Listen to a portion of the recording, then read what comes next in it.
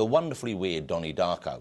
However, with this new effort starring Dwayne "The Rock" Johnson, Sarah Michelle Gellar, Miranda Richardson, Justin Timberlake and many, many more, Mr. Kelly has definitely fallen foul of that difficult second movie syndrome.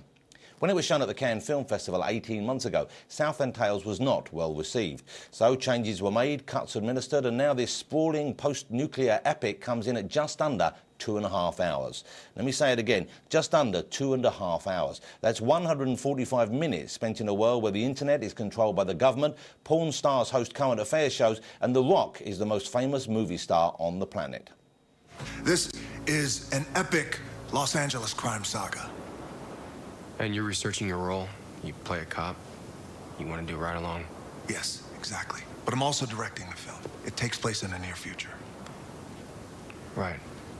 Scientists are saying the future is going to be far more futuristic than they originally predicted. OK, concentrate, people. This isn't going to be easy, but together we might just get through it. Yes, this is Southland Tales, the story of a post-nuclear alternative reality featuring terrorists, porn stars, monkeys, twins, time travel, and The Rock in a vest. Well, you did ask. It's about a lot of things. I stopped trying to completely understand everything that's happening in the movie. It's not going to be one of those films where we're telling you what it's about. You're going to make up your own conclusion. Oh no, we're in trouble then. Maybe Sarah Michelle Gellar, who plays The Rock's porn star girlfriend, can help out. What is this film about? It's about everything. It's about where our country is heading. It's about individual relationships. It's about our relationship with our government. It's about the need for celebrity, the constant need for your 15 minutes, the idea that that's what lives on forever.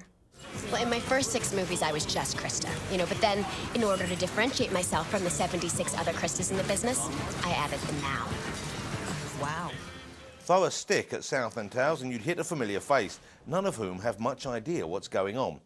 I read the script and thought it was obviously really interesting and thought that I might benefit from sitting down with Richard himself and having him sort of explain the script and the character and what he was looking for. There are a lot of things which, by the way, that only Richard Kelly can tell you.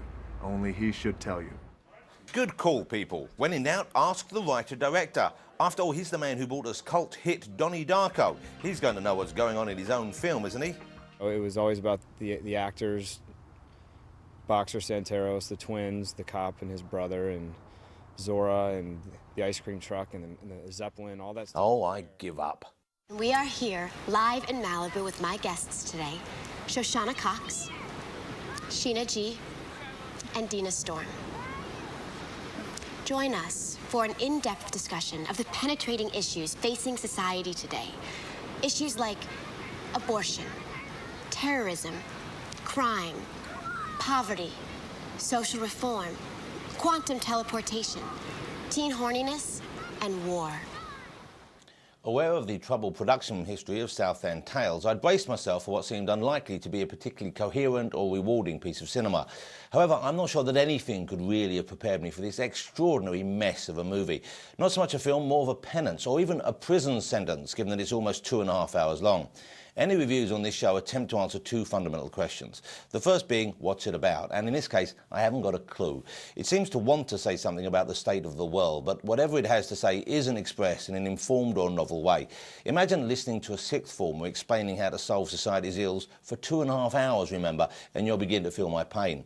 The second question is it any good? You'll have guessed the answer to that one. It isn't even visually interesting, which is a huge disappointment when director Richard Kelly made such a big and deserved impact with Donnie Darko.